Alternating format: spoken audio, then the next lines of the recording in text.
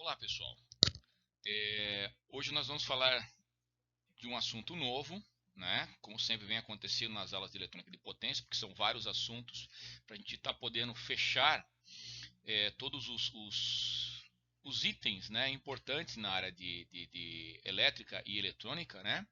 Tá? Então vamos lembrar que nós tínhamos o diodo com 2 camadas, depois nós tínhamos os transistores com 3 camadas, hoje nós vamos falar de elementos com 4 camadas. O primeiro elemento que nós vamos falar hoje, pessoal, ele se chama diac. Ok? Tá bom? Então, diac, pessoal, significa diode e AAC. Tá certo? Então, ele é feito, pessoal, para trabalhar em corrente alternada. Ok? Tá bom? Diac não foi feito para trabalhar corrente contínua, não tem aplicação para ele aqui. Tá bom? Então, é um dispositivo formado por 4 camadas, né? E ele tem uma coisa muito legal, que ele conduz nos dois sentidos. Tá certo? Então não importa como a gente fala, qual polaridade dele nesse sentido, né? Tá? A única coisa que ele não pode ultrapassar, exatamente fala, é sempre aquela nossa a tensão de quebra dele, né? Que é o breakover, né? Tá certo? Que a gente chama de VBO ou UBO, tá certo? De acordo com o manual. Tá. Então, é o seguinte, o diac ele volta a cortar quando a tensão corrente ficar abaixo de uma tensão de manutenção, que nós chamamos de UH, né? Ou corrente de manutenção, IH, tá certo? Em geral, porque é o seguinte, ele no começo ele não tá, vamos colocar assim, ele não está conduzindo quando você liga. Quando a tensão chegar aproximadamente na ordem de 32 volts, é que chama de disparo. Então, a partir dali, ele começa literalmente a conduzir em ambos os sentidos, tá certo? Ele não vai parar enquanto a gente não baixar essa tensão ou baixar a corrente de manutenção, ok? Tá. Segundo o gráfico dele, que vocês estão percebendo aqui, ó, perto de uns 30 volts, né? Que no fundo que é o nosso para nossa parte do próprio breakover, né? Tá certo? E a partir dali ele começa a conduzir, começa a funcionar. Ok? Tá bom? Como é que é a simbologia dele, né? A gente vai acabar vendo daqui a pouquinho, mas ele é como se fosse um diodo para cima e um diodo para baixo, como se fosse a junção de dois diodos. Construtivamente, né, ele funciona nesse mesmo padrão. Tá. Então, pessoal, eu coloquei aqui um modelinho dele aqui assim, que eu chamo DB3, tá certo? Ele parece um diodo, só que normalmente o pessoal faz ele nas cores azuis. Ok? Tá. Aqui eu coloquei as 4 camadas. A gente tem PN, PN, né? E tem também, fala essa parte aqui, PN, PNP. Tá certo? Ele tem esses dois lados disso daqui. Tá. O que é importante? O funcionamento dele é simples. Ele vai passar do estado de bloqueio para o estado de condução. É preciso passar dessa tensão de ruptura. Tá certo? Então ele não vai funcionar se você ligar ele direto se não tiver uma tensão mínima, tá certo? E aí a corrente ela vai funcionar em ambos os sentidos, tá bom? Para voltar ao estado de bloqueio é só tirar a tensão por alguns segundos, ok? Bom, e os diacs também servem para controlar disparos de triacs, que a gente vai acabar vendo o que são triacs, certo? Então, uma aplicação dele direta, né? A gente vai acabar vendo, né? Quando eu quero fazer uma coisa e depois eu quero disparar a outra, tá? A gente vai acabar vendo aqui num exemplo. Então, o exemplinho que eu coloquei aqui assim, tá certo? É o DB3, que parece um diodo azul, né? E aí tem, a gente fala que chama, que no fundo o BR100, chama encapsulamento, pessoal, DO41, tá certo? É o tipo do encapsulamento dele, né? Lá para os transistores, né, a gente tem outro tipo de encapsulamento, né? A gente vai acabar vendo que o triac exatamente tem o outro tipo de encapsulamento. Lembre-se, pessoal, tudo que tiver parecido com um diodo não quer dizer que ele é um diodo, tá? Tudo que tiver parecido com um transistor não quer dizer que ele é um transistor. Tem que ver exatamente o código dele, né? E no fundo, a gente fala o diac, é fácil de ver porque normalmente eles fazem em azul. Então, vamos ver aqui o outro elemento que é o triac, né? Tá certo? Então, pessoal, se aqui ele tinha 2, né? Vamos pensar aqui assim, né? Esse cara aqui ele vai funcionar como se fosse 3 diodos, né? Só que ele é um pouco diferente, porque literalmente tem uma área que vai ser um gatilho dele, né? Para a gente poder disparar esse cara aqui para que ele comece a entrar em funcionamento, tá? Para que ele foi feito? Desenvolvido para controlar potência em corrente alternada, tá certo? E também baixas frequências, chave estática, controle de temperatura, circuito de partidas de motor de indução, né? Alguns equipamentos de solda, ok? Quais são as características dele? Bom, que chamando também fala técnicas do SCR, que também a gente pode estar chamando ele, né? Para o TRIAC, tá bom? Então, corrente de manutenção precisa ter, né? E uma tensão máxima, né? Que pode ser aplicado numa porta aberta, por o TRIAC vai ter um disparo, pessoal. E aí literalmente vai ter tensões nos dois sentidos, tá bom? Ele não existe uma máxima de tensão reversa nele aqui, um pouquinho diferente, ok? Tá? Então coloquei aqui assim o desenhozinho dele aqui, onde as portas dele são um pouco diferentes, né? Chama de MT1, MT2, e depois nós temos o G, que é o nosso gatilho nele agora aqui, tá certo? Então, ele é um dispositivo de 5 camadas, pessoal. Se você achou que 4 era muito, agora imagina com 5, tá bom? Tá. Então, ele vai seguindo dois caminhos PN, PN, tá certo? Em ambos os sentidos. Por quê? Porque uma hora eu estou vindo do MT1, a outra hora está vindo pelo MT2, ok? Tá bom? Tá. Eletricamente, ele equivale a 2 SCRs, pessoal. Chama de antiparalelo. Por que é antiparalelo, né? Paralelo é quando eu coloco os dois no mesmo sentido. Quando eu coloco cada um em um sentido, né, é antiparalelo. Ok? Tá bom? E os terminais do gatilho são ligados juntos. Ok? Bom, ele vai ser levado à condução, seja por uma corrente positiva ou uma corrente negativa, nesse gatilho. Bom, apesar que ele é mais sensível na corrente positiva, tá certo? Quando o MT2 é positivo. E ele vai ser mais sensível na corrente negativa quando o MT1 for positivo, certo? Então ele tem uma melhor performance nesse sentido aqui. Que coloquei aqui, ó, um outro desenho dele, a gente coloca tipo igualzinho a gente colocou no nosso DIAC, só que a gente coloca aqui assim um gatilho, tá? A tensão pela corrente, a curva dele é meio esquisitinha aqui assim. O formato dele, pessoal, ele se parece muito com o transistor, mas não é um transistor, tá bom? Então as perninhas dele MT1, MT2 e depois o gatilho, né? Esse chamado TIC 226D, tá certo? Ele suporta até uma corrente de 8 amperes e 400 volts, tá certo?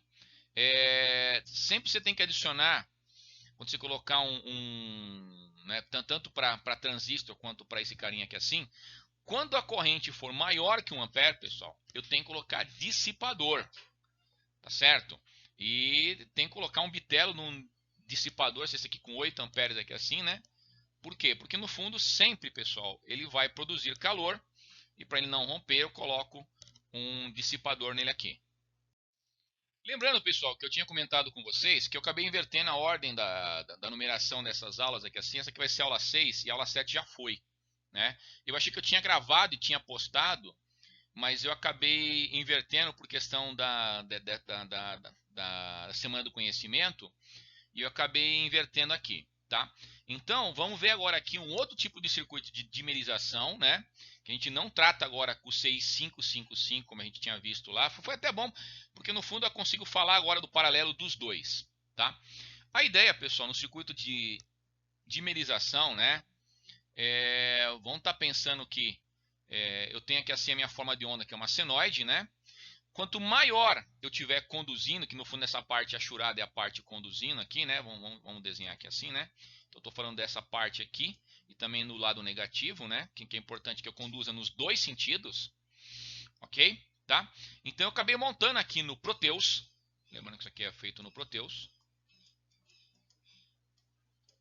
certo? Eu acabei montando um circuito de dimerização.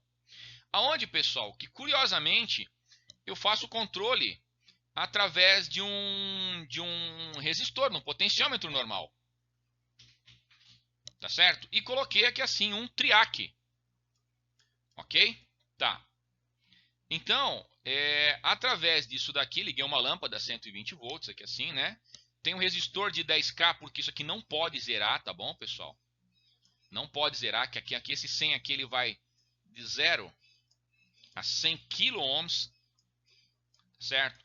Aí você vai me dizer, professor, mas esse potenciômetro aqui, ele não vai consumir energia, vai consumir muito pouco, pessoal. Eu vou utilizar ele para disparar o nosso triac, tá certo? Mas não para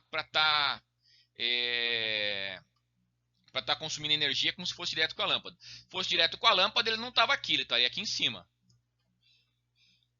Ok? Tá? Então ele vai estar aqui nessa linha que é assim, que vai puxando apenas para o disparo. Ok? Tá bom. Então é o seguinte, se eu variar o potenciômetro R2 aqui, né?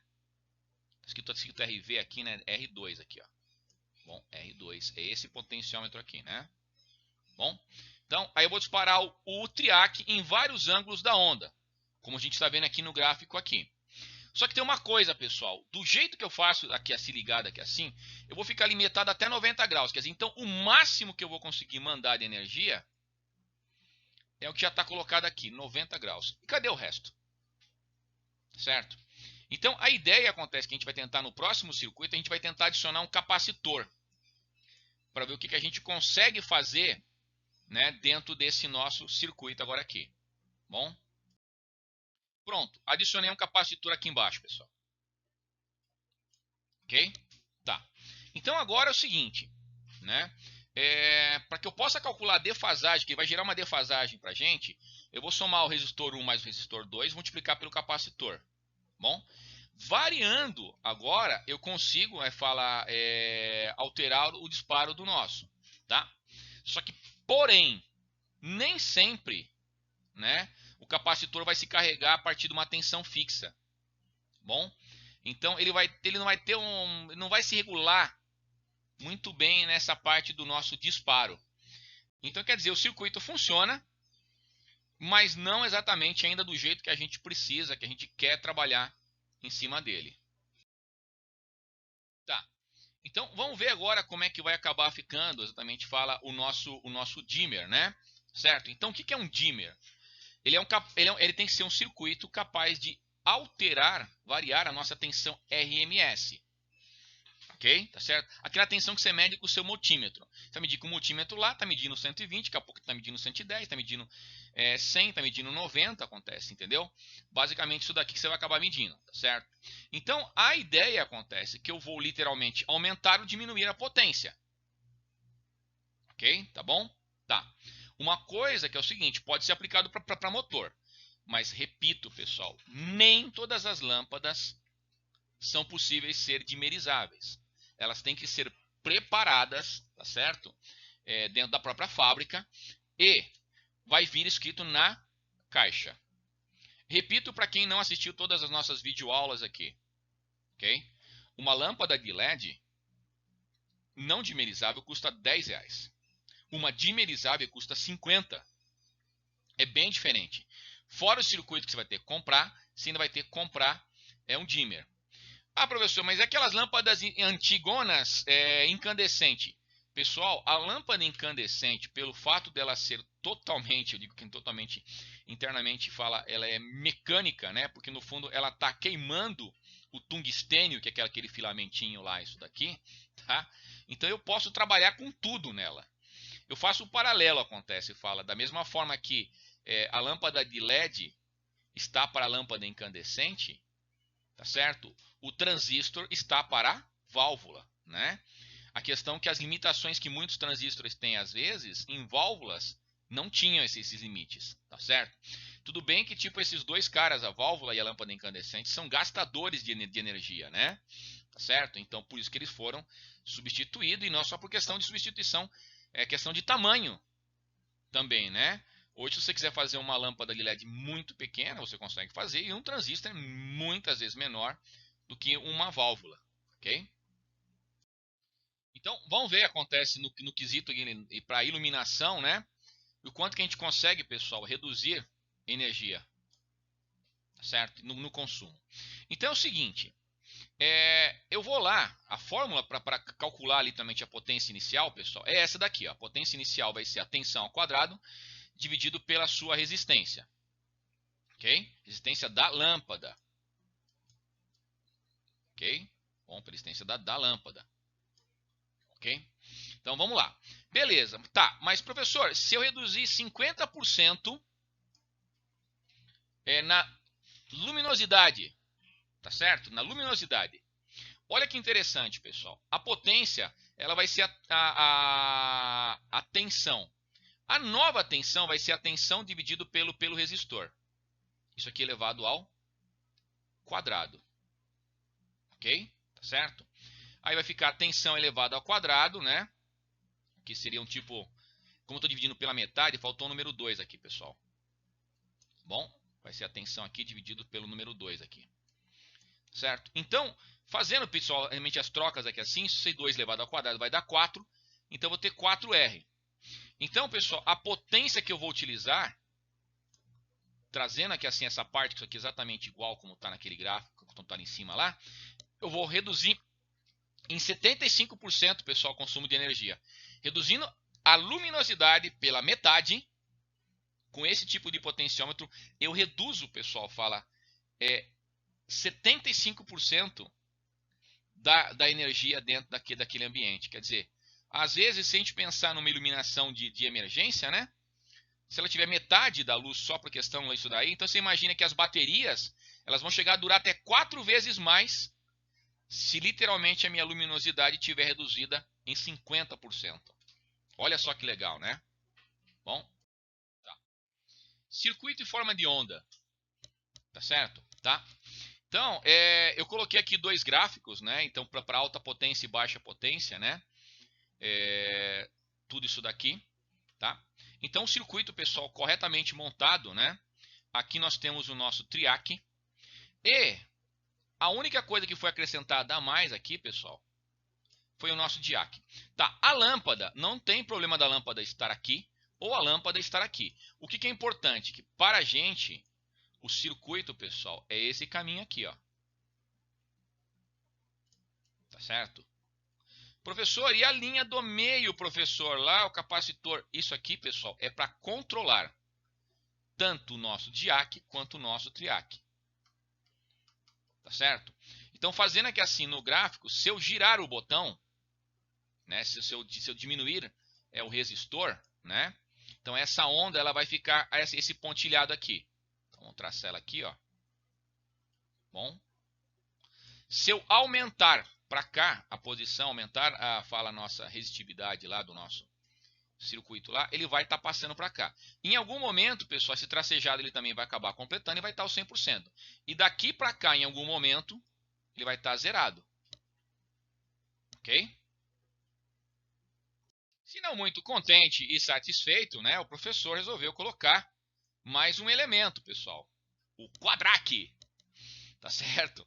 Que o próprio gatilho dele também, pessoal, vai ter um outro diac que é assim para poder fazer o disparo.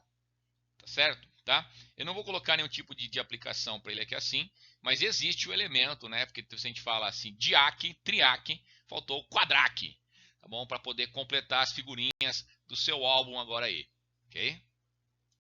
E como que é um circuito completo de dimerização, né? Ele não é tão simples quanto o que a gente acabou colocando lá, tá certo?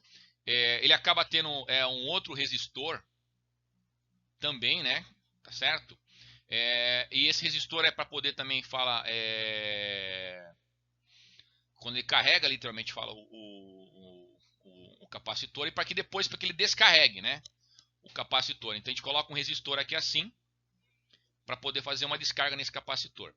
O que é adicionado, pessoal? Normalmente nesses circuitos, né? Tá? A gente coloca aqui assim duas coisas para estar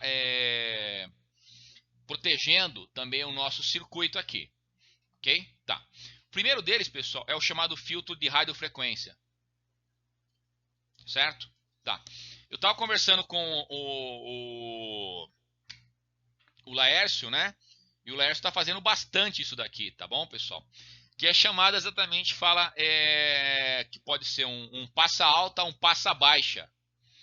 Tá certo? Isso que ele está utilizando isso daqui para alto-falantes, tá certo?